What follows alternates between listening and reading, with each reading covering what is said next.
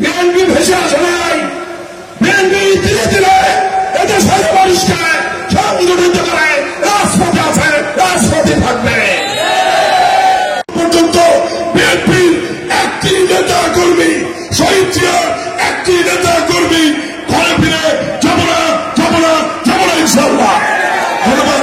এখন বক্তব্য রাখবেন আজকের এই শান্তি এবং সম্প্রীতি সমাবেশের প্রধান অতিথি আমার সরাসরি নেতা।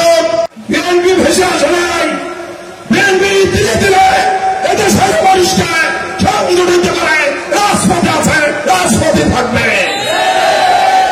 বিএনপিকে ভোট দিয়ে উড়িয়ে দেওয়া যাবে না।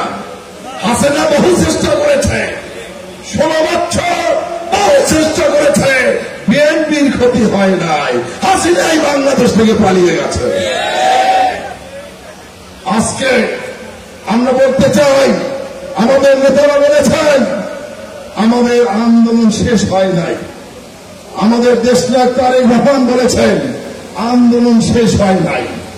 আমরা একটি নিরপেক্ষ তত্ত্বাবধায়ক সরকারের অধীনে একটি নির্বাচন চাই, যে নির্বাচনে দেশের মানুষ নির্বিঘ্নে নির্ভয় তার ভোটাধিকার প্রকাশ করতে পারবে, সেই নির্বাচন চাই। যে নির্বাচনের মাধ্যমে এদেশের মানুষের রায়ের মাধ্যমে একটি সরকার গঠিত হবে এবং স্বাধীন বাংলাদেশে মানুষের গণতন্ত্র পুনরুদ্ধার হবে। এখনো কিন্তু গণতন্ত্র পুনরুদ্ধার হয় নাই। আমাদের গণতন্ত্র পুনরুদ্ধারের আন্দোলন কিন্তু যুগে বিএনপিকে বদনামে স্বীকার করতে চাইবে, সে থেকে আপনাদের সচেতন থাকতে হবে, সজাগ থাকতে হবে। আমরা বলতে চাই 16 বছর আপনারা কষ্ট করেছেন, লড়াই করেছেন, আর একটু কষ্ট করেন, আর একটু ধৈর্য ধরেন। ইনশাআল্লাহ বিজয় আমাদের সুনিশ্চিত। ইনশাআল্লাহ দেশ ধন্যবাদ। আগামী দিনে বাংলাদেশের প্রধানমন্ত্রী, এই আশা রেখে সবাইকে ধন্যবাদ জানিয়ে আমার বক্তব্য শেষ করছি। আল্লাহ হাফেজ। বাংলাদেশ জিন্দাবাদ। শহীদ জামুক, দেশ নায়ক খালেদা জিয়া, দেশ নায়ক তারেক রহমান জিন্দাবাদ। সবাইকে ধন্যবাদ। আসসালামু আলাইকুম। সংগ্রামী শিক্ষকবাসী, এতক্ষণ প্রধান অতিথির বক্তব্য রাখলেন আমাদের প্রিয় নেতা বগুড়া জেলা বিএনপির সভাপতি জনাব রেজাউল করিম বাদশা।